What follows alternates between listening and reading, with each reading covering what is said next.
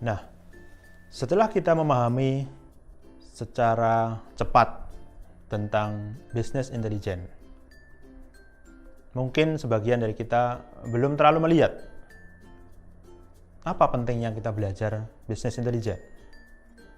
Nah, ada beberapa hal yang kemudian menjadi titik tolak dari banyak perusahaan-perusahaan besar untuk menggunakan business intelligence di dalam kepentingan-kepentingan analisis mereka. Yang pertama, kompetisi bisnis yang semakin ketat menuntut perusahaan untuk selalu berinovasi, melakukan efisiensi, dan mampu mengambil keputusan dengan tepat dan efektif. Bagaimana bisa dilakukan? Tentu saja adalah dengan melakukan analisis data internal organisasi yang digabungkan dengan potensi-potensi informasi eksternal. BI bisa melakukan itu. Kemudian BI hadir tidak hanya memberikan perusahaan kecerdasan dalam melihat potensi perusahaan dengan cara pandang yang lebih komprehensif dengan sebuah keputusan yang tepat, cepat, dan relevan, tetapi juga memungkinkan melakukan peramalan terhadap dampak masa depan dari keputusan yang diambil. Tentu saja tidak sekedar meramal, tetapi meramal berdasarkan data-data masa lalunya.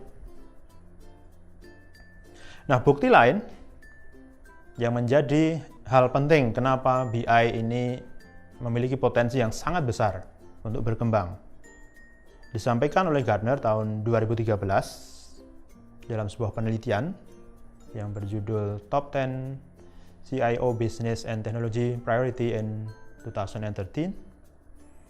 Terlihat bahwa BI merupakan prioritas nomor 1 dalam bidang teknologi yang perlu dilakukan oleh perusahaan untuk tetap kompetitif di pasar global. Anda bisa lihat di dalam tabel yang disajikan bahwa business intelligence merupakan prioritas utama dari teknologi yang kemudian perlu diadopsi oleh perusahaan-perusahaan saat ini, baik perusahaan besar maupun perusahaan skala menengah, bahkan perusahaan kecil. Setelah kita membahas tentang pentingnya business intelligence, maka kita akan lanjutkan bahasan tentang tantangan implementasi business intelligence. Seperti kita tahu tadi bahwa di dalam sebuah business intelligence itu data bersumber dari berbagai aplikasi yang berada di platform yang berbeda. Artinya bisa jadi menggunakan sistem operasi berbeda, menggunakan database berbeda, menggunakan aplikasi yang berbeda. Lokasinya berbeda, dan format data yang digunakan juga punya kemungkinan berbeda.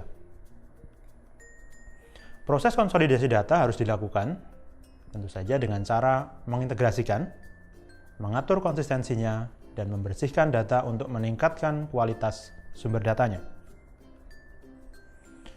Tahapan ini, yang merupakan proses integrasi, mengatur konsistensi, melakukan pembersihan, itu akan dikerjakan dalam proses extract, transformation, and loading, atau orang lebih mengenal dengan istilah ETL. Data yang tersedia belum diformat sesuai dengan kebutuhan BI. Ini juga menjadi sebuah tantangan tersendiri, karena variasi format data yang berbeda-beda. Nah, banyaknya manfaat yang ditawarkan oleh BI berdampak kepada lebarnya kebutuhan yang harus dilayani dan disediakan. Karena sebagian besar perusahaan berharap sangat banyak terhadap implementasi dari BI. Nah, ini berdampak kepada luasnya cakupan informasi yang biasanya diminta dari pengembangan sebuah sistem business intelligence. Kemudian, bagaimana cara pengguna berinteraksi dengan data yang dihasilkan? Dalam level yang seperti apa harus mampu disediakan secara dinamis oleh sistem. Kenapa harus dinamis? Karena kalau outputnya berupa laporan-laporan yang statis, menjadi tidak ada nilai lebihnya dari sebuah sistem informasi biasa. Nah, untuk menghasilkan sebuah solusi bisnis intelijen.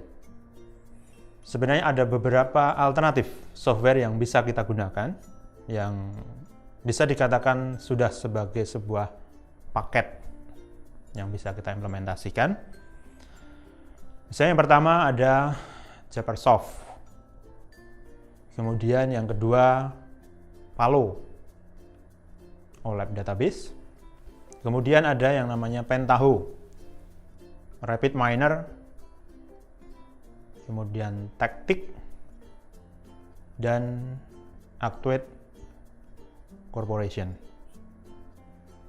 Ini masih sebagian dari banyaknya software-software yang bisa digunakan dalam implementasi bisnis intelijen. Nah, pada seri pembelajaran berikutnya, kita akan fokus belajar bisnis intelijen dengan menggunakan Pentaho. Baik, demikian tadi pengantar dari seri pembelajaran tentang bisnis intelijen. Akan kita lanjutkan pada seri pembelajaran bisnis intelijen berikutnya. Terima kasih.